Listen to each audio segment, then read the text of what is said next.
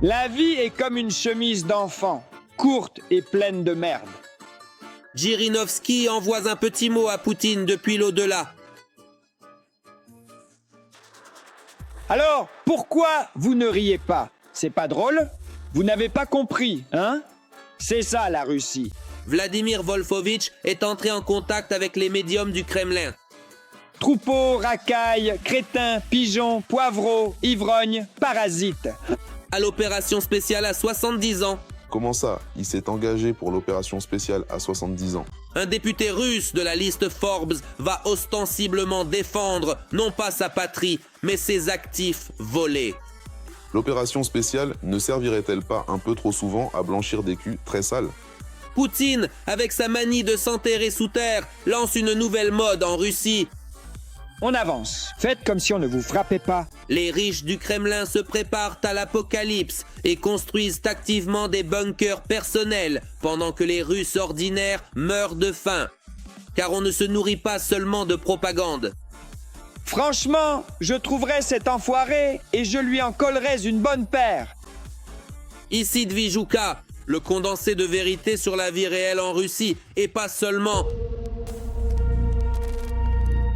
La folie du jour. Vladimir Jirinovski est revenu à la vie. La vie est comme une chemise d'enfant, courte et pleine de merde. Le journal préféré de Poutine a publié un entretien avec l'esprit même de Vladimir Wolfovitch. L'article, marqué comme exclusif, est paru dans la Komsomolskaya Pravda. Alors, pourquoi vous ne riez pas? C'est pas drôle? Vous n'avez pas compris, hein? C'est ça, la Russie. Pour communiquer avec le défunt leader du LDPR dès 2022, ils ont fait appel à des médiums. Ils ont brûlé un billet de 100 roubles et invoqué l'esprit de ce prétendu Vladimir Wolfovitch à la rédaction. Troupeaux, racailles, crétins, pigeons, poivreaux, ivrognes, parasites. De plus, Jirinovski, en exclusivité pour la propagande russe, a secrètement prédit depuis l'au-delà la fin de la guerre en Ukraine dès cet automne. Georges, t'es un cow-boy. Arrête-toi, finis-en. N'ose pas tirer sur Bagdad. On ferait mieux de défoncer Tbilissi ensemble. L'esprit du leader du LDPR n'a pas oublié de souligner les exploits de son homonyme Vladimir Vladimirovitch. Scélérat, espèce de brute. Mais enfin, Vladimir Wolfovitch, sale porc. Quoi ajouter de plus? On attend avec impatience que la Komsomolskaya Pravda continue sa rubrique de l'au-delà, mais avec Poutine lui-même, que tout le monde attend déjà au concert de Kobzon.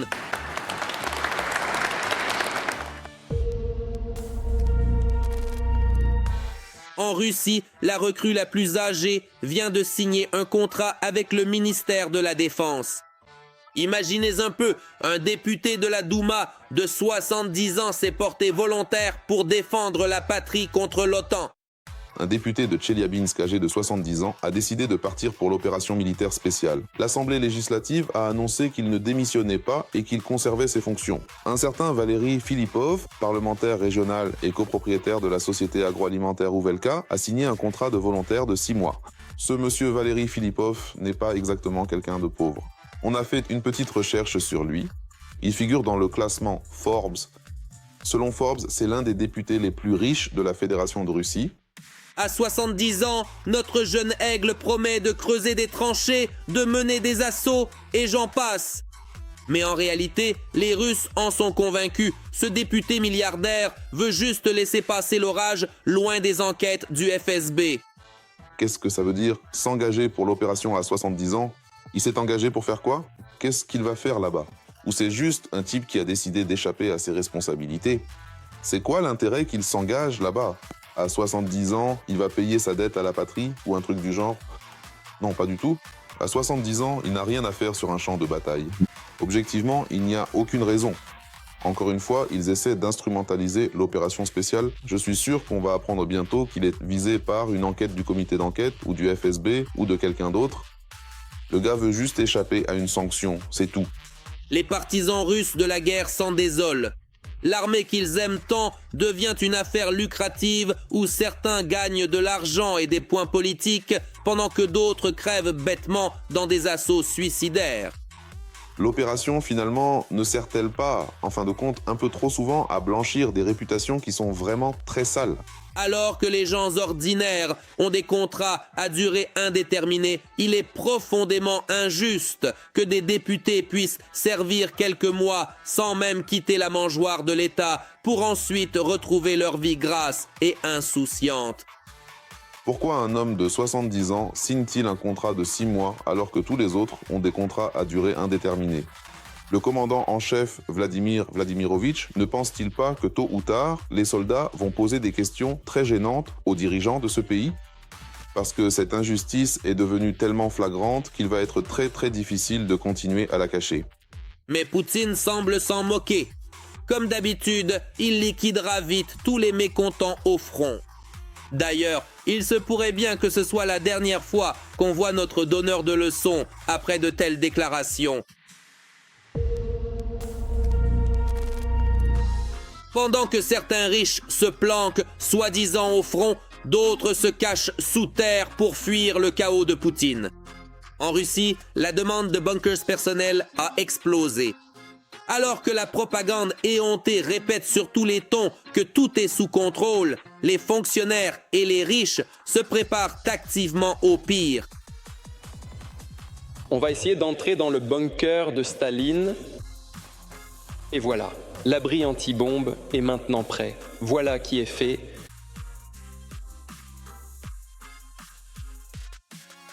Rien de grave, ne t'inquiète pas. Dans 2 semaines, la pièce sera lambrissée d'acajou, équipée de matériel coûteux et de tout le nécessaire pour la vie luxueuse de l'élite du Kremlin sous terre. Car les principaux clients des abris russes haut de gamme sont des cadres, des hommes d'affaires et des fonctionnaires. Ceux-là même qui assurent à tout le monde qu'il n'y a aucune raison de paniquer. Asseyez-vous et faites comme si rien ne se passait. Ainsi, pendant que certains vivront sous terre dans des palais luxueux, les autres, la majorité, resteront en haut sans protection ni choix. De plus, une apocalypse totale pour la Fédération de Russie pourrait arriver bien plus vite que quiconque ne l'imagine.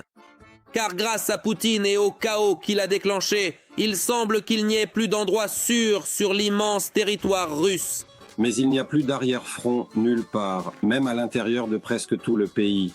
C'est pourquoi, pour l'emplacement des postes de commandement, des infrastructures et du système de défense aérienne, ainsi que pour la dispersion des ressources, eh bien, de nouvelles exigences doivent être définies. Aujourd'hui, avec les moyens d'attaque modernes, que ce soit par air ou par mer, presque tout le territoire est à portée de tir. Voilà comment, après avoir promis de prendre Kiev en 3 jours, le Kremlin a mené le pays, en 5 ans de guerre, à une situation où tout le territoire russe est exposé. Bravo Vladimir Vladimirovitch. C'est ainsi qu'il a assuré la sécurité de la Russie. On peut regarder indéfiniment le feu, l'eau et un occupant russe perdre son froc en flammes au front.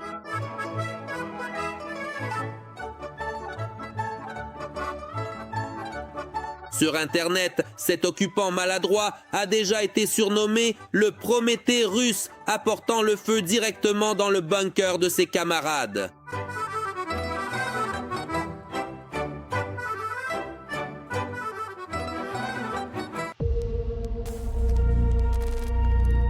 Et voici un autre héros de l'opération spéciale. Cet abruti ivre, sorti fumer dans le vestibule, n'a rien trouvé de mieux que de jeter une frêle contrôleuse hors du wagon.